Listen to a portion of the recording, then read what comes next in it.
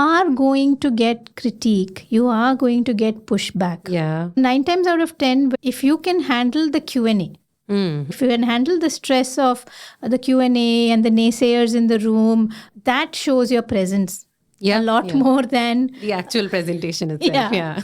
Because that's where things unravel also. Yeah. Right? You sounded so confident about this idea 5 minutes ago, and one question and you seem shaken.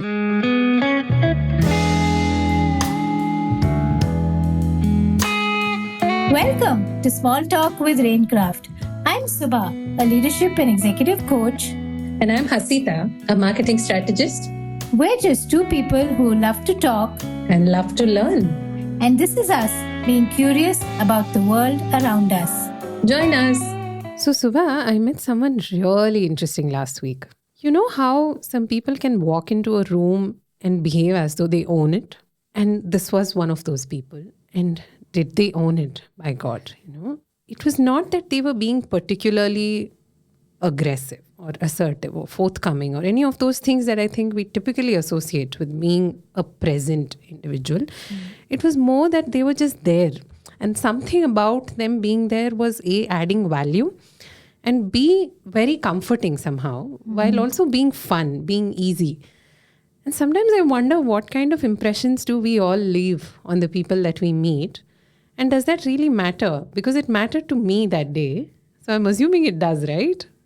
And I'm getting a sense that this is going to stay with you for quite a while. Yeah.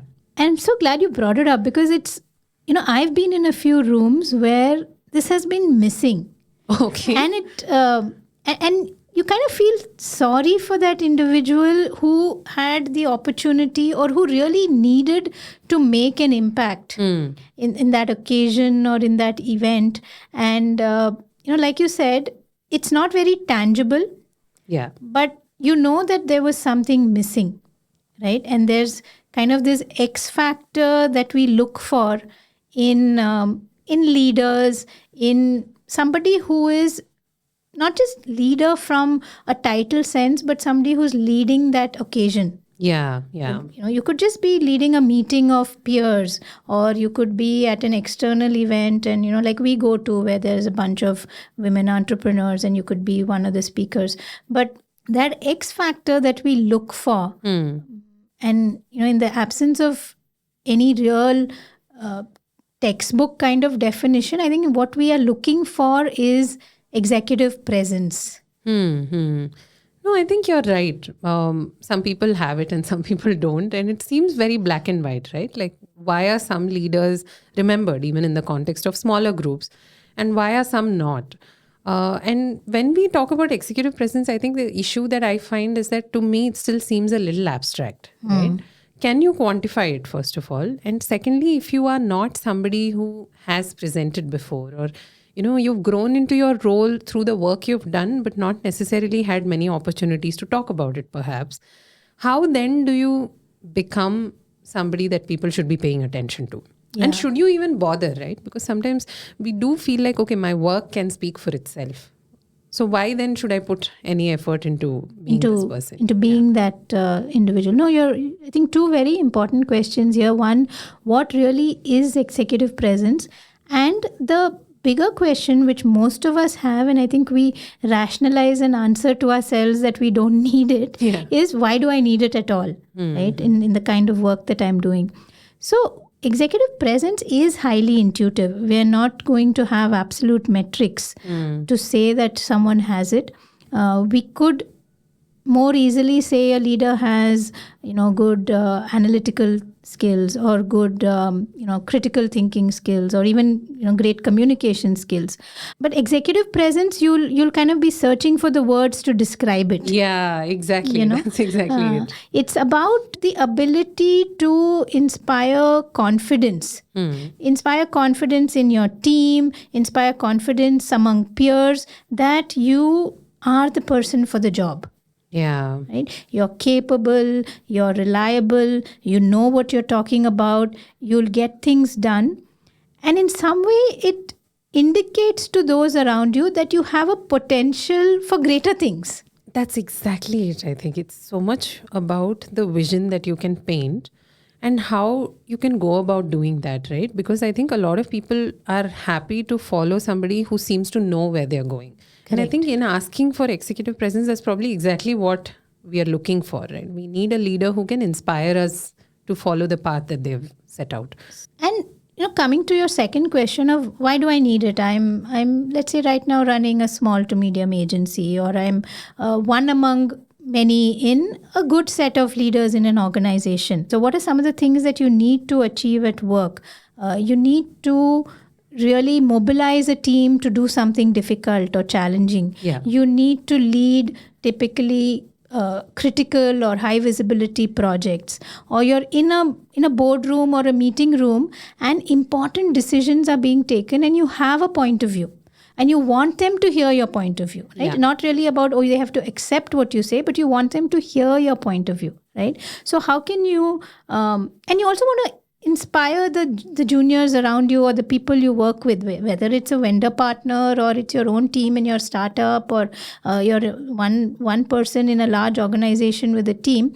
But to achieve these goals, executive presence will take you a long way. It will really further your career, and it's something that I think every leader should try and cultivate at some point in time. Because I think finally people follow other people. And just to that extent, I'm sure it becomes important somewhere, because I may have the breadth and depth of knowledge, probably even more than what my role entails. But communicating it, and I don't know if advertising it is the right word, but unless you put it out there, how would people know, right? So in the context of this conversation, say I want to actively go about building a strong presence. My goal is that in the next 6 months, when I enter a room, I want people to pay attention. I want people to know even before I'm there that I'm going to say something of value. Is there a recipe for really doing this? And if I've never done it before, where do I even begin? Yes, Hasita, let's take a pinch of this and a dash of that. And yes, please. That would be nice. But let's see how we can deconstruct it, because since it's not very tangible, but intuitively we know what we want to see and hear. Yeah. Right? A couple of things are easier, and the first thing, and I'm glad that you're coming from it from an angle saying, hey, how can I be better at this?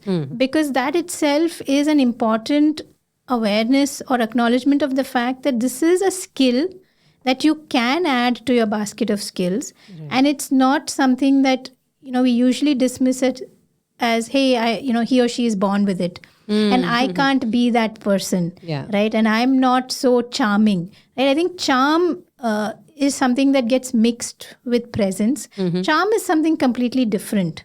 And charm is, yes, you have a very positive impact when you walk into the room and you're able to get people to listen to you. But executive presence in the context of work is a little more, or is much more of a skill that you can acquire, right? And if I deconstruct it for you, I think two, three things are important. A couple of them are easy. One, which a lot of people say, hey, should we, don't judge a book by its cover, etc., etc. But I think appearance matters. Right? And not in terms of, you have to be good looking and glamorous, etc. But it's about how you present yourself at the workplace. Right? Or how you present yourself for an occasion. Are you just dressed for that occasion, and are you carrying yourself in a way that kind of respects the occasion? Right. So, like for example, in banking services, you can't really keep turning up wearing denim.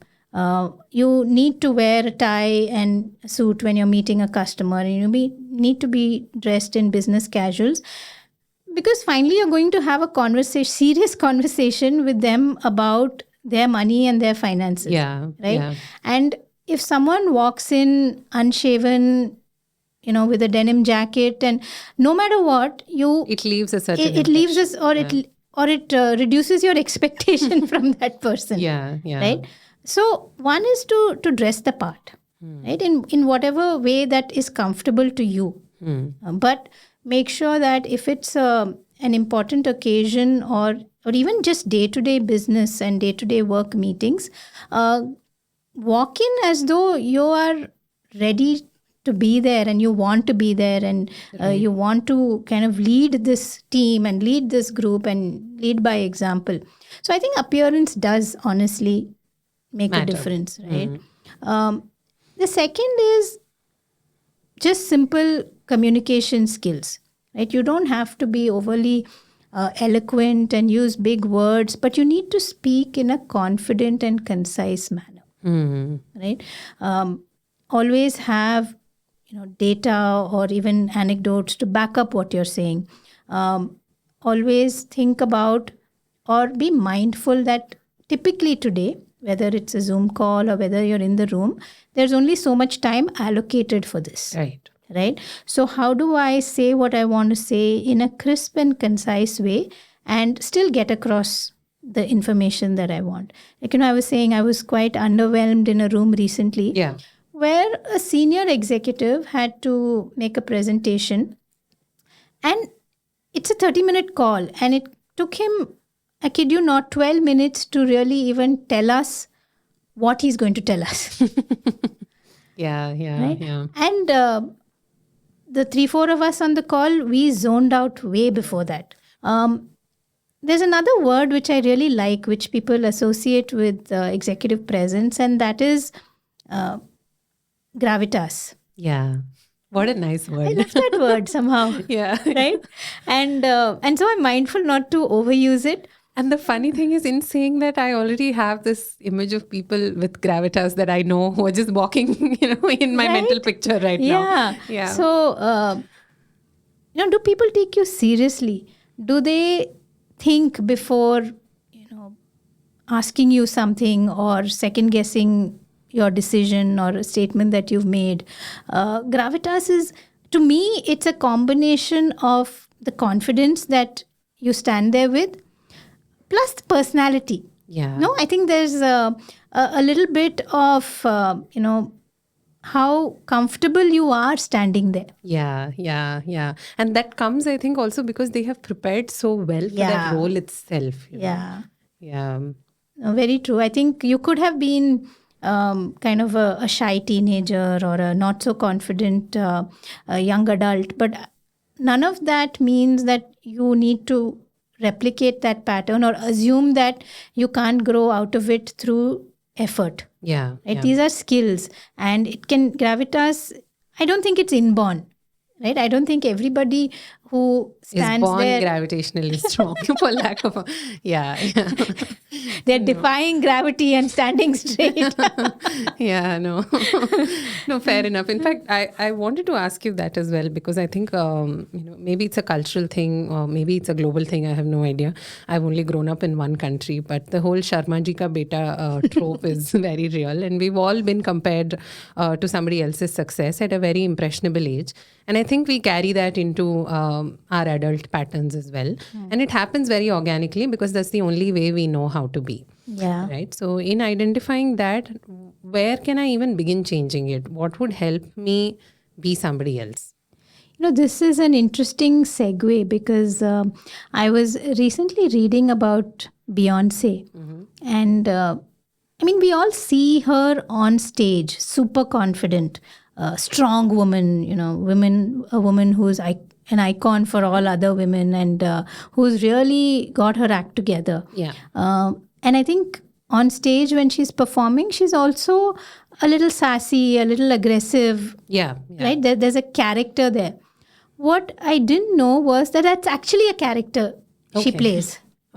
So apparently, she says, I'm none of these things. I'm not confident. I'm not fearless. I'm not this slightly flirtatious kind of person. And so I've created Sasha. And she even has a name for her. Saying, when I go on stage, I'm Sasha. And so that lets me be all of these things. Because then when I walk off the stage, I'm back to being me. Wow. Right? And I think that was a very interesting kind of maybe extreme example of how you rise to the occasion and you don't feel like hey, but I'm not that person. And so if I go on stage and do all these things, people who know me will know it's not me. Yeah, yeah. No, there's an interesting lesson there, I think, for all of us as well. To just say, can I, it's not so much pretending, but can I inhabit a different character for a while? And if that's what executive presence is to me, then so be it. I may still need to go back. And I think a lot of us who identify with introversion sometimes, it's not easy to step into rooms, claim space, so to speak, right? But just to say, I don't have to take my entire identity into this room. It's just about being there in service of the messaging that I need people to listen to. Yeah. And because the one thing I thought about when I was reading this is, then what happens to the whole spiel on Authenticity? I was just thinking, yeah. If I don't take all of me into a room, does that still mean I'm, Because the other story that we are consistently hearing is leaders have to be authentic. Yeah, like who you wake up as is who you need to be during, But that authenticity can come from, and does come from, I think, also different places. We were saying that one of the key things, if I could give you a recipe, I think the main ingredient is hours of preparation. Right? Whether it is an event, a meeting, just a room that you're going to be in, that is important to you. Preparation in two ways. One is for that situation where a little bit of this, okay, what role am I playing? Right? Today I'm going to be that perfect founder or perfect business owner who has to drive this team and make them see this vision. Yeah. Right? And I have to, that's the part I'm going to play. But the other part of preparation is really the content. Right? And that comes from, for each of us, different places. I've been that backbencher, hardly ever spoke in class, and I think even through maybe one of the few people who went through business school, hardly kind of putting my hand up much. Okay. Right? In a very competitive, I know the answer kind of room. I chose not to say I know the answer. But my confidence over the years came from my workplace, simply because I got better and better at what I was doing. Right. And for me, a large part of my presence and ability to, like you said, be there, own the room, make an impact, comes from knowing what I'm talking about. So true. And that is what we talk about when we talk about experience sometimes, I guess, about having invested again and again and again in the same thing, to the extent that in your sleep you could be woken up and you'd still know the ins and the outs of what you're talking about. Yeah. And that we can do, right? Exactly. It's not hard to do. I mean, sure, it takes time and consistency, but it's not impossible. Correct. No, I think, see, what's your vision? And vision is not always this big grand thing. My vision is to get these 5 people to say yes to the budget for this project. Right? That's a good enough vision for that day. Yeah. It's a pretty heavy vision for any day. But yeah. Right? So I've got a vision. I've got an idea that I need to pitch to this group. I have certain points I need to make in favor of this. Have those ready. And I just love bullet point thinking. I think it just structures thoughts in your mind so well. And it also gives you a very quick kind of way to check. Hey, I had 4 things to say. Did I say all 4? Because, and most times I can, if I kind of slightly close my eyes, I can see those 4 bullet points. Right? That's nice. Be mindful that, can I say it in a crisp, concise way? I don't have to go round and round about something if I have the data and if I have the information that I have to share. And finally, one thing that many of us maybe forget about or wish that we don't have to prepare for, you are going to get critique. You are going to get pushback. Yeah. We ramble. Correct. To avoid getting specific enough that some questions may be thrown away. Correct. And if you can, and again, that's part of preparation.